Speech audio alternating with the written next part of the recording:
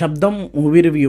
Plot విషయానికి వస్తే ఓ medical కాలేజ్లో కొంతమంది అనుమానాస్పదంగా చనిపోతుంటారు. అలా ఎందుకు చనిపోతున్నారు అనేది తెలుసుకోవడానికి పారానార్మల్ ఇన్వెస్టిగేటర్ అయిన మన హీరో ఆ కేసుని ఎలా సాల్వ్ చేశాడు అనేది స్టోరీ. అదేంటి, మర్డర్స్ జరిగితే పోలీసులు రావాలిగా, మరి గోస్ట్ హంటర్ ఎందుకు వచ్చాడు, అసలు నిజంగా అక్కడ దెయ్యాలు ఉన్నాయా అనేది సినిమాలో చూడాలి. ఇక సినిమా విషయానికి వస్తే శబ్దం అన్న టైటిల్కి తగ్గట్టుగా బీజిఎం కానీ సౌండ్స్ కానీ సూపర్గా ఉన్నాయి. కానీ సినిమా మాత్రం నిశ్శబ్దంగా ఉంది. ఫస్ట్ హాఫ్ వరకు ఓకే, కానీ సెకండ్ హాఫ్ మాత్రం అస్సలు బాగాలేదు. ఈ సినిమా మొత్తం కంప్లీట్ హారర్ మూవీ, కానీ మధ్య మధ్యలో కామెడీ చేయడానికి ఓ కమెడియన్ని పెట్టారు. ఆయన ఓ రకంగా రవించే ప్రయత్నం చేశారు. సినిమాలో సినిమాటోగ్రఫీ కూడా ఎక్సలెంట్గా ఉంది. టెక్నికల్గా మూవీ బాగుంది, స్క్రిప్ట్ కూడా బాగానే ఉంది. కానీ సినిమా తీసే విధానమే కంప్లీట్గా ఫెయిల్ అయింది. మెయిన్గా సెకండ్ హాఫ్ మొత్తం రొటీన్గా బోర్ కొట్టిస్తుంది. ఇంతకు ముందు వైశాలి మూవీ తీసిన డైరెక్టరే ఈ సినిమాని డైరెక్ట్ చేశారు. రెండు మూవీస్ హారర్ జోనర్నే.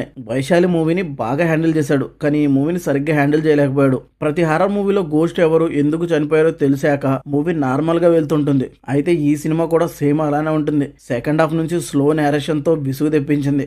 యాక్టర్స్ పర్ఫార్మెన్స్ విషయానికి వస్తే గోస్ట్ ఇన్వెస్టిగేటర్గా చేసిన అది బాగా యాక్ట్ చేశారు.